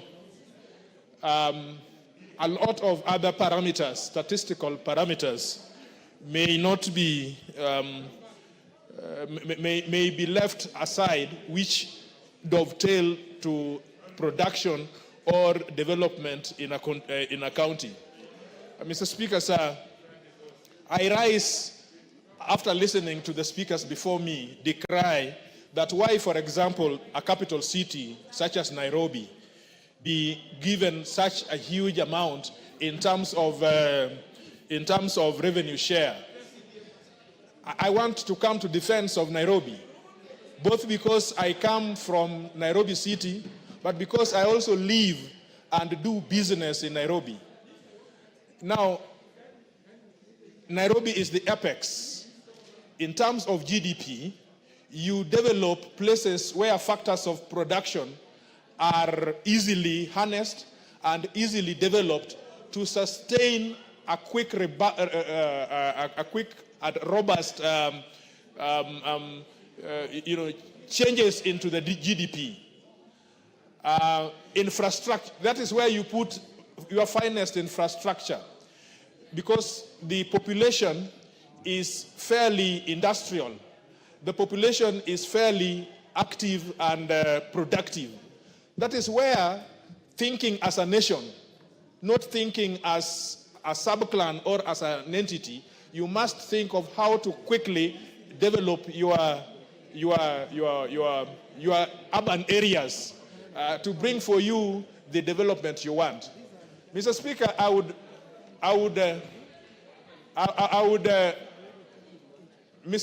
I would expect that certain. Mr. Speaker, I thought I could get your attention on this. Mr. Speaker, I would expect such development parameters like development index, where other factors are considered like life expectancy, for example, like reproductive health, for example, like the fact that what are the factors of production that are in that county? What are the minerals are there? I wouldn't have a problem if Taita Taveta, for example, had some money because they need to produce those minerals they have there. I wouldn't mind if Turkana were given some more allocation because they needed to bring the oil that is suspected to be there.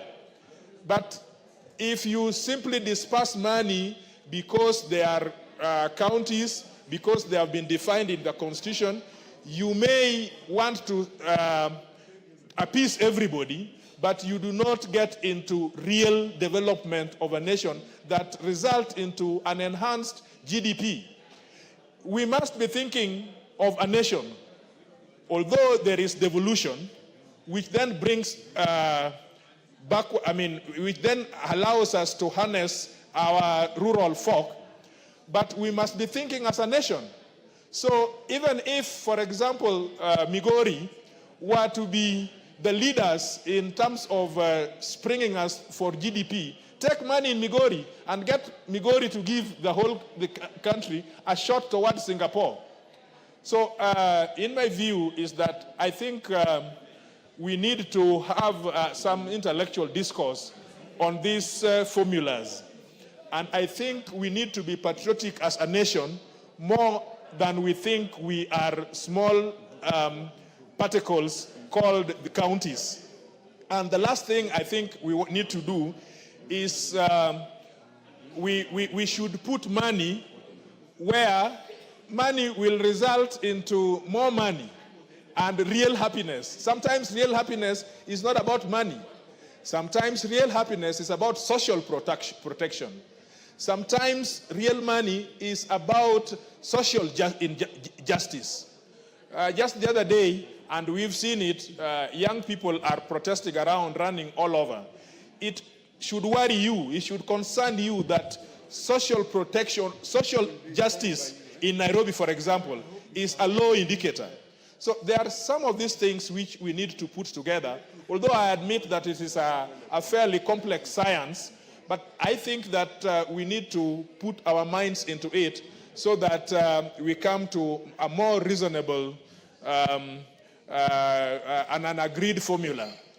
Otherwise, Mr. Speaker, because I know Daktari knows that I do not have 2/3 to override this motion, I nonetheless leave it in the Hansard that somebody will consider that I, TJ Kajwang, had very, very robust criticism about the formula which is being used. Thank you so much. The Honorable Dr. James Nyikal. Thank you, Mr. Speaker, for giving this opportunity. Mr. Speaker, I rise to actually support the report and this formula. I think it is actually an improvement of the formula that was used to before, and I know how much work has been put into it. However, I think it has limitation, Mr. Speaker, because it's basically based on three things: population size, land size, and poverty index. Now, looking at poverty index is actually looking at the reverse. It probably would have been better to look at human development index, because that is what is telling you what people actually need. Poverty index is to a large extent telling you how much people are suffering without telling you very much what they need to do. And therefore, if we used human development index, which then will tell you how people are doing in terms of health, how people are doing in terms of education, how people are doing in terms of standard of living. For example, in health, you will use such figures as life expectancy as birth. And if you go into that, then you find out why is it that people are living shorter. In this country, if you go to, you find that in Nyanza, probably the life expectancy is much shorter than it is in the central parts of the country. And you ask why. Then you think of years of school. By the age of 25, how long have people been in school and what have they actually achieved? And then you look at per capita income. I think those will give you a much more robust indicator or index. And then you can actually use really practical things, like you will use distance to health centers. How far do people walk in a given county to the nearest health center? The amount of tarmac roads in kilometers per individual. Those are actually much more direct way of looking at, and they give you, if you look at tarmac roads, then you can actually say how much more do we need of tarmac roads.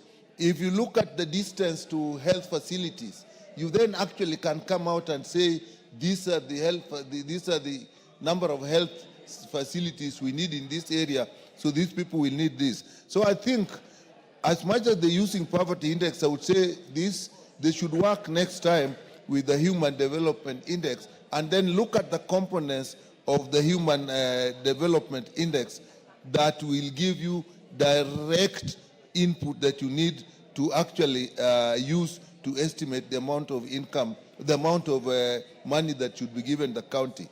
But, Mr. Speaker, much more important is how the money is used. Every time we stand here, Mr. Speaker, we talk of corruption in the counties, corruption in the counties. True, I've looked at that. To me, what has changed a lot since devolution is actually the number of very expensive houses that you see in the countryside. And when you ask most of them, you find these people are actually working in counties. And I say, well, at least something has happened. So we talk of that corruption, but there's one thing we don't look at. What about the systems? The systems do help us to actually reduce corruption. We cannot eliminate them, but to reduce corruption. Financial systems. It is just last week we were actually talking of the financial systems that we use in the county. We have the bigger Public Finance Act, but how well are people trained on this? If you look at procurement systems, how well are people trained at the county level in this? If you look at human resource. Now, I'll give an example of health sector which I'm familiar with. I think of devolved functions, the function that has the largest number of human resource at the county level is health. And it is so complex, and that's why we have these issues. Now, if you look at training, we have a school of government, and there's only one in the country. One would have expected that at this time, we should actually have several schools of government in various parts because of devolution, so that these officers actually, officers at the county level, get the appropriate training. We compare county governments with the national government. The national government has been in existence for over 100 years.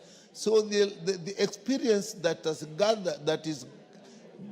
been gathered and the number of people who have that experience in national government is huge. County governments have just been here for about 10 years. However much we expect them to gather experience, we need a lot more intensive training for these counties. Another thing that is coming very clear, like in this, they are figuring out the 12 counties because they are small. The size of counties also matter, Mr. Speaker, because personally I believe that the counties we have are too small. And the evidence is that the counties themselves are now coming with regional blocks. They have realized that if we need to be more prospective, be more productive, we need to be larger. They are telling us, so we ask in Naivasha, how did we get to this number 47? Well, I know it may be now very difficult to go back and say, can we go back to the 8 that were originally proposed? So these are issues that actually we must keep looking at.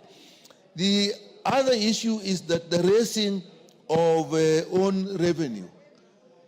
I think we should put an index in this distribution formula that indicates how much own revenue has a county raised. And then we actually reward those who are doing well on raising their own funds, probably should get more so that there's an incentive. Otherwise, what happens, we don't work on the raising our own revenue. We want to depend to a large extent what comes from this formula. So, Mr. Speaker, I've said before and I say now, we had a committee for the implementation of the Constitution, which was to a large extent legal, which then actually died, which was term was over. Then we came with the transition authority, then we now intergovernmental. This House actually has a committee on implementation of the Constitution. And I think we should regularly be looking at what we need to do. How are the structures? How are the performances? If every time we are having MCAs working very hard to impeach governors, what are the factors behind it? So if the governors are not, if the counties are not performing, what are the factors that are there? And then we can then review the whole issue of county governance with these facts that we have in mind. So I think this is a fairly scientific and very difficult formula they are working on, but it can give a basis for regular review of how devolution is working. With that, Mr. Speaker, I support. Thank you. The Honorable Dr. Makali Mulu, MP for Kitui Central. Thank you, Honorable Speaker, for this opportunity. Honorable Speaker, I want to join my colleagues in commenting on this fourth generation formula. And as I do that, I want from the word go to say that if I was able to move the numbers, I would have opposed this formula. But now that we'll not be able to move the numbers, let's go on record on a number of issues. Honorable Speaker, sharing of public resources has never been an easy assignment. In some countries, it actually triggers war. In some countries, it causes serious conflicts because resources generally is what determines how areas or regions are going to develop. Honorable Speaker, I've looked at the factors being considered in this fourth generation formula. And I've had the privilege of looking at all the previous three. And now this is the fourth generation. And if you analyze from the first one to the fourth one, they have always been dropping some things and bringing on board new ones. They have been changing the factor. what we call like now the percentages in terms of contribution. And that has had some impact in terms of what goes, how much each county gets. One thing I must appreciate the current formula for, Honorable Speaker, is to ensure that as we move to the future, no county will get less than what they have been getting in the past. That is important. But Honorable Speaker, just taking you back to the history of this country, there was a system of paper number 10 of 1965, which was a paper on African socialism and its application to planning in Kenya. What did that paper do? That paper was emphasizing on developing high potential areas in this country. And it means in terms of resource allocation, public resources were pushed to those areas which were seen to be high potential. So from the word go, there was skewness in resource allocation. And as a result of that, Honorable Speaker, you find some regions are marginalized. And that's why we came up with the Equitable Equalization Fund. So what are we saying, Honorable Speaker? We are saying, by design, some parts of this country have remained poor for some time. And that's why poverty rates are very high. So in such a situation, the reason we have been pushing for poverty rates to be high in these terms of percentage is so that we help these areas to come up.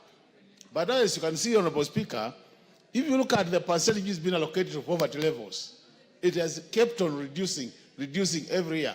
And what has happened, Honorable Speaker, is now that we are going back to pushing population to be the leading factor. But Honorable Speaker, through this paper number 10 of 1965, because those areas were developed, what happened? People migrated from marginalized area to high potential areas. So in terms of population, automatically, population of those areas is very high. So what we are going, Honorable Speaker, through this formula, this fourth generation, we actually almost like now coming back to the system of paper number 10 of 1965 in terms of our planning. And that's what to be, I say, when you give population a figure of 45% of the resources, Honorable Speaker, you have been unfair to the rest of the country. Why am I saying that? There are areas like this area where the geographic area is so big that providing services and goods to these areas is a tall order. But now we are downgrading population, geographical area, and upgrading population. So, Honorable Speaker, what will happen with the time is this country, counties which have a big area in terms of a geographical area, will never develop at the same pace with countries which have high population. I'm having in mind, Honorable Speaker, areas like northeastern part of this country, southeastern part of this country, north lifts of this country. Those areas will remain always marginalized because we are once more pushing resources to areas where the population is high. So if I had my own way, Honorable Speaker, I would have wanted to see the percentage which is paid to population being reduced and increasing the percentage in geographical area. The other important area, Honorable Speaker, is if you look at our constitution, it says very clearly that resources should be shared in a way that each county is able to implement the functions of the county. One thing we have not done as a country is we have not costed devolved functions fully. And where we attempted to cost devolved function, that was about 10 years ago. Things have changed. Honorable Speaker, the price of the unit of electricity 2013 is not the same as the price of the unit of electricity today. So we need a situation where we need to sit and say, for counties to be effective in implementation of their functions, how much is required for counties in totality, so that we cost all the functions and say we require 700 billion. Now, on the basis of that, we allocate the 700 billion and then see how to share it. But the Honorable Speaker, as we said, if you look at just the immediate, the third generation formula, issues of health were factored in, issues of agriculture were factored in, issues of roads development were factored in. Now they have all disappeared. Honorable Speaker, you'll be surprised. An area like, take an example of Garissa. If you look at the roads of Garissa in terms of development, they have no roads. They have what we call just parts, being called roads. So at what point shall we develop roads in Garissa, in Mandera, in Kitui, in Makueni, if we don't factor in the level of infrastructural development in our sharing formula? These are the issues, Honorable Speaker. But you realize that because it looks like we are still pushing so hard for where people are, we agree that we continue being left behind. The issue of corruption, we all talk about it here. How do you address corruption when you omit or when you exclude fiscal responsibility as a factor in sharing resources? That you don't care how people use the resources before you give them more resources. I would have wished to see a situation where fiscal responsibility becomes an important factor in sharing resources, so that those who take care of public resources are given more. Those who misapply or misdirect are given less. And then we'll have more people joining the club of those who people use public resources well. But for now, it doesn't matter whether I use well or I don't use well, I'll still get resources based on this formula. So I wish we had a way of opening up this formula and improving the situation. But since you can't raise the two thirds, Honorable Speaker, we can only say we live with this formula for the next 5 years, and those who are marginalized can continue being marginalized. Those who are developed, let them continue being developed. I submit, Honorable Speaker. The Honorable Yusuf Mohammed. Thank you, Mr. Speaker, for giving me this opportunity to also add my voice to this revenue allocation bill. Mr. Speaker, as my colleagues have already said, if I was able today to garner the two-thirds majority to reject this bill, I could have done it. But unfortunately, now that I can't do it and it has already gone further, I am just forced to support this bill. However, Mr. Speaker, I must make my reservations for the records. Mr. Speaker, the Constitution has outlined policies and guidelines on how resources are shared between the two levels of government. However, despite well-formulated guidelines, Mr. Speaker, on revenue sharing, there has been a delay of agreeing on the amount to be allocated to the two levels of government because of certain interests.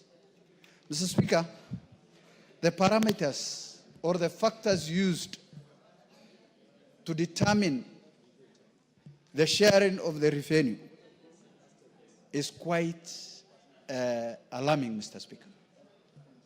Mr. Speaker, when you make one of the factors of revenue allocation to the county government as the population index, which is based on 2019 Kenyan census, this clearly shows you how people don't care about certain parts of this country, Mr. Speaker. Mr. Speaker, we all know 2019 census was cooked in the interior office by some crooks who pretended to be the census, those who are doing the census, Mr. Speaker. Mr. Speaker, some areas have been deliberately marginalized and their numbers have been tempered and reduced by 3/4, Mr. Speaker. The same parameters has been used to allocate resources to the same counties which were marginalized for decades, Mr. Speaker. Mr. Speaker, 2019 census is in the corridors of court. The counties, the ASAL counties have went to court to challenge the decision of the Kenya Bureau of Statistics, Kenya Population and Housing Census.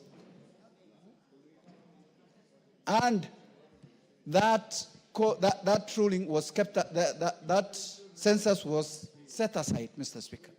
Using nullified census as a parameter to allocate resources to certain counties is not acceptable, Mr. Speaker. Mr. Speaker, this will take this country or return this country to sensational paper number 1 of 1963, which was deliberate attempt to marginalize specific areas, to deny them their rightful resources in this country, Mr. Speaker. Mr. Speaker, the other issue is about geographical size of being a factor, but putting it as 10%, Mr. Speaker.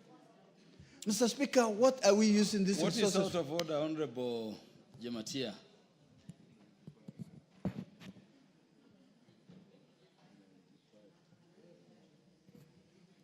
Mr. Speaker, I'm standing on the 95. Considering that this formula, and I want to agree with members who have spoken on the floor, that this is a good debate, but considering that we are debating on the formula, and for us to conclude and vote, we need a substantial number in the House. And looking at now the floor, we don't have enough. So either way, I would request the Honorable Speaker that you may call the mover to reply. Thank you. Under Standing Order 95. The Honorable Jematia, I will seek the decision of the House on the matter you have raised once the member speaking concludes. Correct. Correct, Mr. Speaker. Thank you for protecting me from Honorable Jematia for cutting me off. Mr. Speaker, I was on the point of geographical size being used. It is good to use the geographical size as a factor. However, capping it to 10% is unacceptable, Mr. Speaker. Mr. Speaker, what are we going to use this money for? Allocating money to counties. Why are we devolving resources? That is the first question we need to ask ourselves. We are devolving resources to develop each and every village of this country, Mr. Speaker. For a village to have a tarmac road, Mr. Speaker, it needs to have resources, Mr. Speaker. If, Mr. Speaker, you are not considering the length of a road, or if you are not considering the distance of hospitals at the village level, Mr. Speaker, what are you going to use this money for, Mr. Speaker? Mr. Speaker, I thought geographical size could have been the number one factor to use to determine the sharing of resources, Mr. Speaker, so that those parts which are not developed are developed, Mr. Speaker. Mr. Speaker, some parts which are already getting the junk of the money, or this bill is favoring, are already developed from 1963 up to date, Mr. Speaker. They have roads. They have tapped water, Mr. Speaker. They have tarmac roads, Mr. Speaker. They have hospitals, Mr. Speaker. But those areas, Mr. Speaker, that have been marginalized for quite a while, and their geographical size is much bigger, which I believe doesn't even have 1 kilometer of tarmac road, has still been marginalized in this revenue sharing, Mr. Speaker. Mr. Speaker, as much as I have all those reservations, but still, the amount allocated is better than the years before, Mr. Speaker. Some people are still talking about corruption. Corruption is everywhere, and we are not condoning this country. We must stand as members of parliament for this country. It is upon us and the rest of Kenyans to stop corruption, Mr. Speaker. We will not allow hard-earned money to go into waste, Mr. Speaker. 85% of these resources, Mr. Speaker, is going to the national government. And the same marginalized areas, they are not even getting 1% of the 85% of the money that is left at the national government, Mr. Speaker. How do we make those counties that are marginalized with a bigger geographical area, with their population, census population manipulated by people who wanted to marginalize those areas, to come up at a par with the rest of the counties, Mr. Speaker? With those few remarks, thank you, Mr. Speaker, for giving me this opportunity. Thank you, honorable members. The Honorable Jematia stood in a place and asked for the decision of the House on whether the mover should be called to reply. Will as many as are of that opinion say aye? Aye. Will as many as are of the contrary opinion say nay? The ayes have it. Mover. Thank you, Honorable Speaker. Honorable Speaker, I would like to thank the members for debating this bill in the manner that they have done, and more particularly offering very strong criticism of the bill. Honorable Speaker, this report which I have just tabled is a report which has come from the Senate. Is that the Honorable Mudhoni wa Muchomba?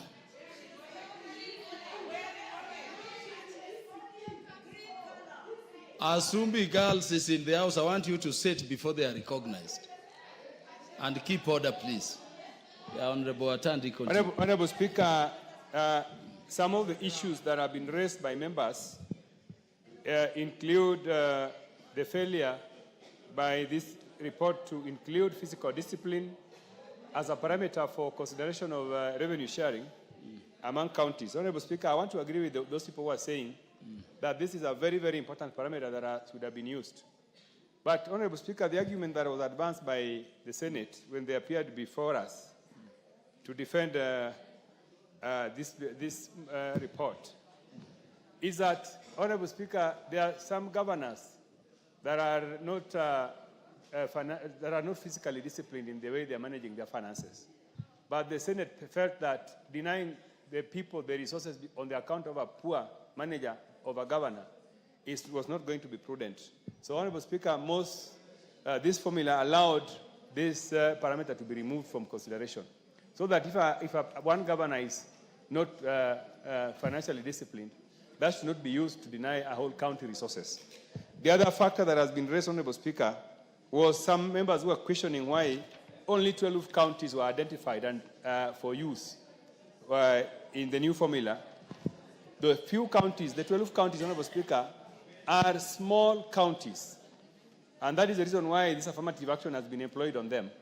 The reason being, Honorable Speaker, that for the two important parameters, population and geographical size, these two parameters give these counties very little resources. That in the end, these counties do not have resources to undertake development programs. That is why they were identified for affirmative action in this new formula, so that they will be able to receive some money extra to allow them to undertake development programs. Honorable Speaker, with those many remarks, I would like to reply. Thank you. Honorable members, I want to put the question. Before I do, let me once again notify you that the numbers required for you to negative this motion are not existent. So I'll be putting the question, the way your voices go, the ayes will have it. And so I put the question. Honorable members, I put the question that taking into consideration the findings of the Budget and Appropriations Committee in its report on the consideration of the fourth basis for revenue sharing for county governments, laid on the table of the House on Thursday, 19th June 2025, and pursuant to the provisions of Article 217, Sub-Article 1, and Sub-Article 4 of the Constitution and allocation of the share of national revenue among the counties, this House concurs with the Senate and approves the fourth basis for the annual allocation of the share of national revenue to the county level of government for the financial years 2025-2026 to 2029-2030, without amendments as follows. Roman 1, for the county equitable share below Kenya shillings 415 billion, county allocation equal to, in bracket, baseline allocation ratio times Kenya shillings 387.425 billion plus, in bracket, Kenya shillings 3 billion shared equally among the identified 12 counties plus, in bracket, 0.45 times population index plus, in bracket,